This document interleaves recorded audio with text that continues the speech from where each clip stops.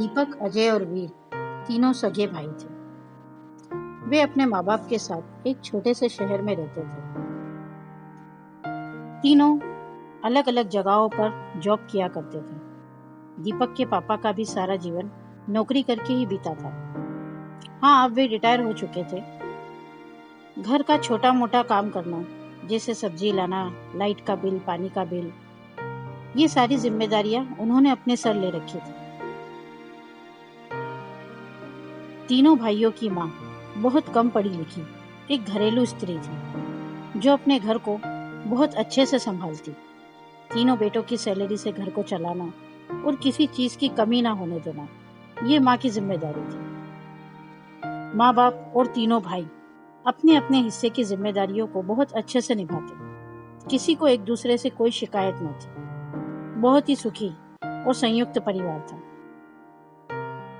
अब जबकि दीपक घर का सबसे बड़ा बेटा है, तो माँ बाप को उसकी शादी की चिंता हुई। माँ बाप ने अपने तीनों बेटों को बुलाया और कहा, हमारा घर बहुत छोटा है, 2 कमरे और 1 किचन, ऐसे में दीपक की शादी कैसे करेंगे। माँ आगे कुछ कहती उससे पहले दीपक के छोटे भाई अजय और वीर दोनों ने कहा, माँ, इसमें इतना सोचना क्या, हम 1 कमरे में एडजस्ट कर लेंगे और 1 कमरा भाई को दे देंगे। बड़ी ही सरलता से दोनों भाइयों ने इस समस्या का हल निकाल दिया। मगर माँ बाप को तो अपने इन दोनों बेटों की भी चिंता थी, किंतु वे जानते थे कि मेरे तीनों बेटे एक दूसरे का साथ कभी नहीं छोड़ेंगे। जीवन में आने वाली हर समस्या का मिलकर सामना करेंगे, क्योंकि उन्हें अपनी परवरिश पर पूरा भरोसा था। फिर एक दिन दीपक की शादी उन्हीं के करीबी रिश्तेदार की एक लड़की आरती से हो जाती है। आरती एक मध्यम वर्गीय परिवार से है। बहुत ही छोटी उम्र में ही आरती की माँ का स्वर्गवास हो गया था, इसलिए वह अपनी पढ़ाई पूरी नहीं कर पाई। मगर दीपक का परिवार इन सब बातों में विश्वास नहीं रखता था कि बहू पढ़ी लिखी होनी चाहिए या जॉब करने वाली होनी चाहिए। बहुत ही कम समय में आरती ने अपनी सास के साथ मिलकर घर का सारा काम संभाल लिया था। मानो जैसे दीपक की माँ की आधी जिम्मेदारी खत्म हो गई। पूरा परिवार ये देखकर बहुत खुश था कि उन्हें एक सुंदर सुशील बहू मिल गई है। फिर एक दिन उनकी खुशी और 4 गुना हो जाती है, जब अजय और वीर की नौकरी में एक साथ तरक्की हो जाती है। दोनों का प्रमोशन हो जाता है। पूरा परिवार इस पल को एक साथ सेलिब्रेट करता है। अजय और वीर दोनों मिलकर एक बड़ा घर किश्तों पर ले लेते हैं। माँ बाप की तो मानो सारी परेशानियां ही खत्म हो जाती हैं। अब माँ इन दोनों बेटों की शादी के सपने भी देखने लगती है और कुछ ही वक्त में दोनों की शादी हो जाती है। अजय और वीर दोनों की बीवियां बहुत पढ़ी लिखी होती हैं। कुछ समय तक तो परिवार में सब कुछ ठीक चल रहा होता है। फिर जो सबसे छोटा बेटा है, उसकी पत्नी संगीता बहुत बड़े घर की है। इस वजह से उसके विचारों में बहुत फर्क है। वह हर समय छोटी छोटी बातों पर नाराज हो जाती और अपने हिसाब से जीने की बातें किया करती। मगर वीर की माँ उसकी इन बातों को नजरअंदाज कर देती, क्योंकि वह जानती थी अगर परिवार को एक ही डोर से बांधे रखना है, तो इस डोर का सिरा मुझे मजबूती से पकड़ना होगा। आरती, बड़ी बहू, हमेशा अपनी सास की इस बात से सहमत रहती। परिवार सारे सुख दुख एक साथ बांटता और हमेशा खुश रहता। एक साथ होने की वजह से तीनों बहुएं बारी बारी अपने मायके जाती और पीछे से उन्हें कभी अपने पति की चिंता ना होती, क्योंकि घर में उनका ख्याल रखने के लिए सभी मौजूद होते। यह सच है, जहाँ परिवार एक साथ होता है वहाँ किसी बात की कोई कमी नहीं होती। लेकिन कहते हैं ना, जहाँ खुशियाँ होती हैं वहीं उसे नजर लगाने वाले भी होते हैं। एक दिन संगीता की कुछ सहेलियां घर पर आती हैं। उनमें से कुछ संयुक्त परिवार से होती है और कुछ अपने परिवार से अलग होकर रहने वाली। अब जब सारी सहेलियां एक साथ मिलती हैं, तो सभी अपने लाइफस्टाइल को डिस्कस करती हैं। जो सहेलियां अलग होकर रहती हैं, वो अपने आप को बहुत सुखी बताती हैं। उनका कहना था कि हमें अपने जीवन को अपने हिसाब से जीना चाहिए। हमें अपना जीवन अपने हिसाब से जीने की पूरी आजादी है। फिर भला हम क्यों किसी की बंदिश में रहें?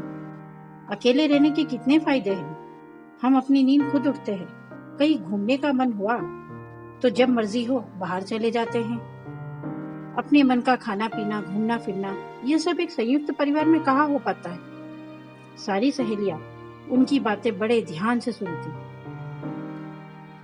वो कहते हैं ना, जब बुद्धि भ्रष्ट होने वाली होती है तब वह एक जगह जाकर स्थिर हो जाती है। तब इंसान कुछ समझना भी चाहे तो नहीं समझ पाता। उनकी इन बातों का संगीता पर बहुत गहरा असर होता है। अब वो रात दिन बस अकेले रहने के सपने देखने लगती है। उसे लगता है कि अकेले रहना ही आज़ादी भरी जिंदगी जीना है। अब वह यह सोचती है कि कैसे इस घर को छोड़कर अपना एक अलग घर बसाया जाए। किस तरह से वीर अपने पति को इस बात के लिए मनाया जाए। अब जबकि उसके मन में यह बात घर कर गई कि मुझे एक अलग दुनिया बसानी है, तो उसे इस परिवार के सभी सदस्य बुरे लगने लगे। वह हर वक्त चिड़ी चिड़ी रहने लगी। हर बार अपने पति से कहती, मैं भी जॉब करना चाहती हूँ, मगर इस घर में रहकर नहीं, अपना अलग परिवार बसाकर। इस पर वीर उसे साफ मना कर देता है। वह उसे कहता है, तुम चाहो तो जॉब करो, मेरे परिवार का कोई सदस्य तुम्हें नहीं रोकेगा, मगर अलग घर बसाना ये तो मुझे ही मंजूर नहीं, तो परिवार से क्या पूछना। बस फिर क्या था। अब वीर और संगीता के झगड़े बढ़ने लगे और आए दिन दोनों में इस बात को लेकर बहस होने लगी। कुछ दिनों तक तो परिवार के बाकी सदस्य ने पति पत्नी के बीच बोलना उचित नहीं समझा, लेकिन उनके झगड़े अब सरेआम होने लगे। तब माँ बाप ने दोनों को बुलाया और झगड़े का कारण पूछा। इस पर संगीता ने बेबाक तरीके से अपनी सास को जवाब देते हुए कहा, यह सब आप ही की वजह से हो रहा है। आपने हम सबको कैद में जो रखा है। मुझे आज़ादी से जीना है। मैं एक पढ़ी लिखी हूँ। मैं जॉब करना चाहती हूँ। अपनी जिंदगी को अपने हिसाब से जीना चाहती हूँ। अपने हिसाब से बाहर आना जाना चाहती हूँ, घूमना फिरना चाहती हूँ। सुबह उठकर सबके लिए नाश्ता बनाना, सबकी ख्वाहिशों का ख्याल रखना, ये अब मुझसे नहीं होता। जरूरत से ज्यादा प्यार और अपनापन इंसान का दम घुटने लगता है। मेरा यहाँ दम घुटता है। मुझे अलग घर लेकर रहना है। बस यही मेरा आखिरी फैसला है और यही हमारे झगड़े की वजह है। इतना सुनते ही माँ की आंखों के सामने अंधेरा सा छा जाता है। परिवार के बाकी दो बेटे और बहुएं भी इस बात से आश्चर्यचकित हो जाते हैं। हंसते खेलते परिवार में अचानक से एक सन्नाटा सा छा जाता है। वीर के पिता इन सभी बातों को गहराई से समझ जाते हैं कि शायद अब मेरा परिवार बिखर जाएगा और कोई कुछ नहीं कर पाएगा। पिता ने सोचा, मैं एक बार बहू से बात करके देखता हूँ। वो मेरी बेटी जैसी ही तो है। अगर कुछ कह भी देगी तो मैं उसकी बातों को मन से नहीं लगाऊंगा। उन्होंने संगीता को बुलाया और बहुत ही शांत स्वर में पूछा, बेटा तुम्हें यहाँ किसी बात की तकलीफ हो तो मुझे बताओ, मैं उसका हल निकालूंगा। मुझे भगवान ने 3 बेटे दिए हैं, एक भी बेटी नहीं दी, मगर आज मैं तुम तीनों बहुओं को अपनी बेटी ही मानता हूँ। इस पर संगीता ने कहा, अगर बेटी समझते हो तो बेटी को जो चाहिए वो दे दीजिए। वीर से कहिए वह एक अलग घर लेकर मेरे साथ रहे। इस पर पिताजी ने कहा, बेटा एक संयुक्त परिवार में रहने से हम एक दूसरे के दुख दर्द को बांट सकते हैं। अकेले रहने वाले परिवार को बहुत सी तकलीफों का सामना करना पड़ता है। तुम जानती हो कि मैं जब से रिटायर हुआ हूँ, घर के सारे छोटे मोटे काम की जिम्मेदारी मैंने ले ली। जानती हूँ क्यों? ताकि मेरे बेटों की तरक्की में कोई रुकावट ना आए। वे जब शाम को थक हार कर घर आए तो उन्हें घर के इन छोटे मोटे कामों का कोई टेंशन ना हो और वे अपना बचा हुआ वक्त अपने परिवार में एक साथ बैठकर बिता सके। तुम जानती हो, अगर तुम अलग रहोगे तो सारी जिम्मेदारी वीर और तुम पर आ जाएगी। इस पर संगीता कहती है कि हम किसी को परेशान नहीं करेंगे, हम हमारा सारा काम खुद ही कर लेंगे। आपको अपने दुख में दुखी होने के लिए नहीं कहेंगे।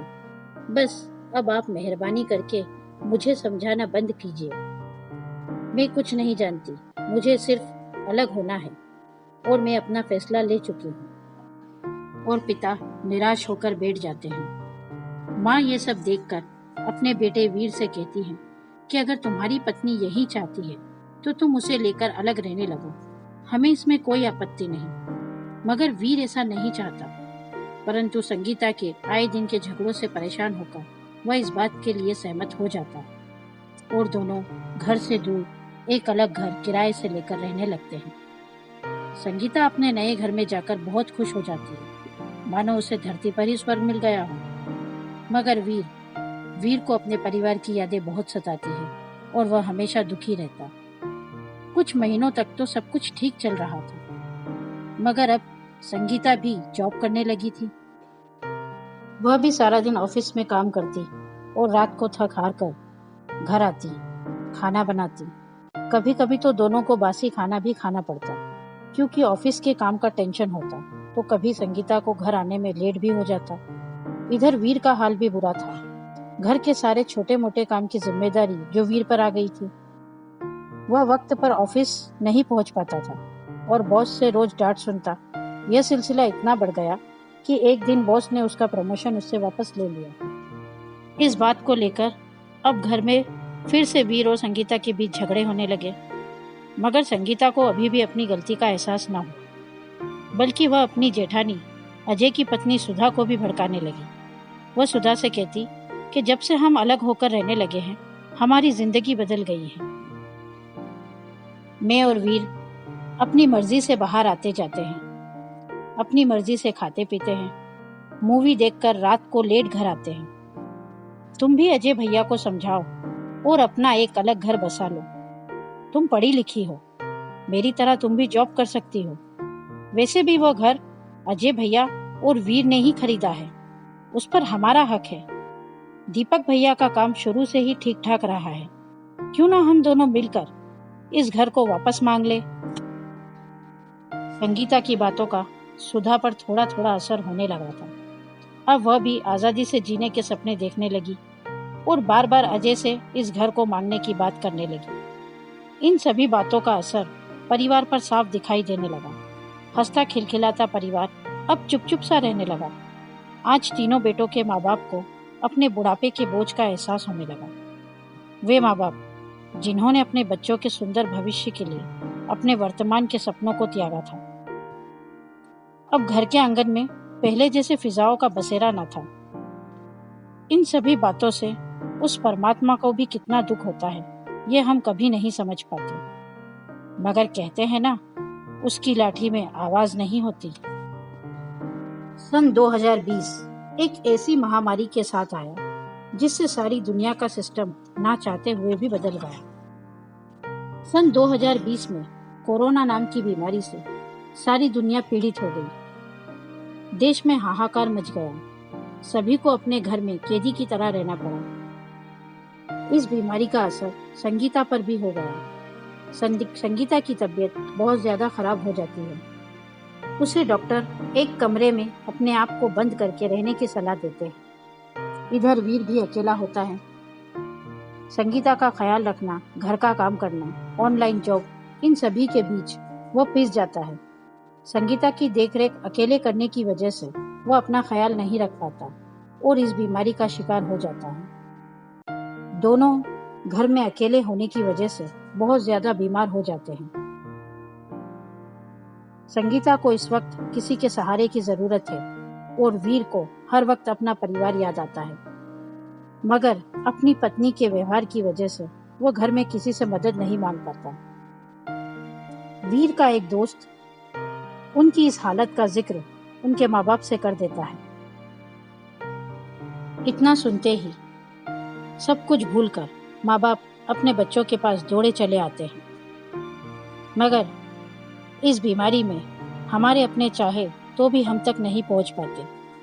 वीर और संगीता की हालत को माँ बाप दूर खड़े होकर देखते रहते हैं और अपने आंसुओं को बहने से नहीं रोक पाते। वीर का भाई दीपक और अजय दोनों कहते हैं, सोशल डिस्टेंसिंग शरीर से है, मन से नहीं। माँ तुम चिंता मत करो, हम वीर और संगीता को घर ले जाएंगे और वहाँ इनका पूरा ख्याल रखेंगे। पूरा परिवार इस दुख की घड़ी में एक बार फिर एक साथ खड़ा हो गया। संगीता और वीर को एक बार फिर से अपनों का साथ मिल गया।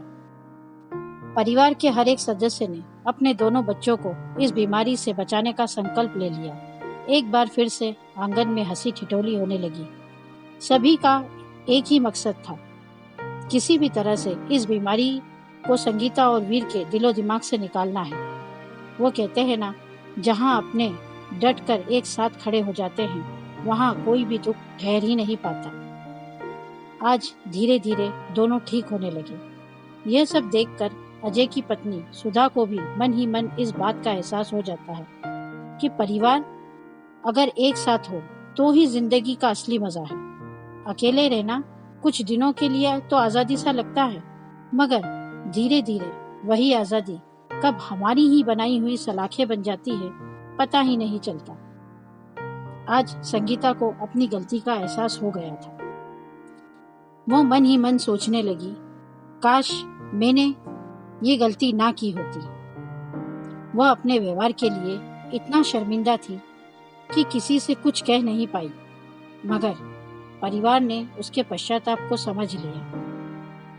माँ बाप ने एक बार फिर दोनों बच्चों के सर पर अपना हाथ रखा और कहा, जीवन में कभी भी अपनों के प्यार और अपनेपन को बेड़ी ना समझना।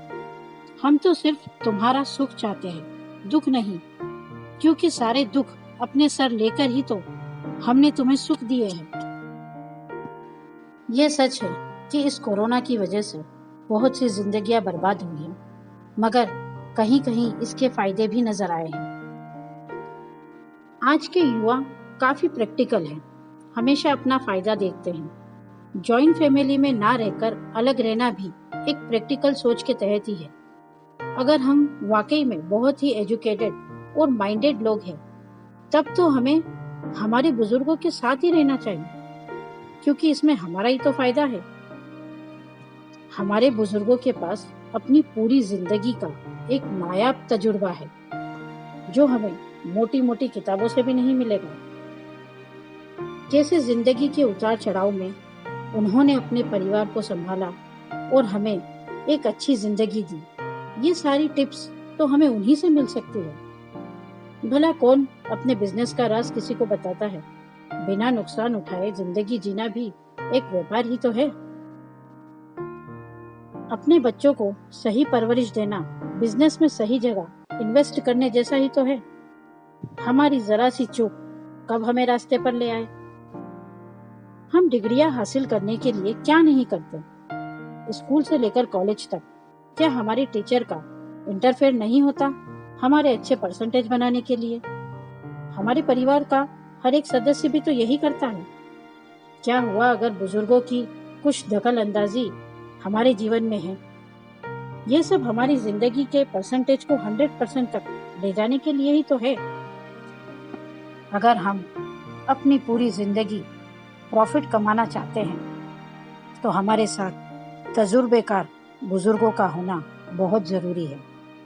प्रैक्टिकली अगर आपको लगता है कि इस कहानी से किसी का फ़ायदा हो सकता है तो प्लीज़ शेयर एंड सब्सक्राइब।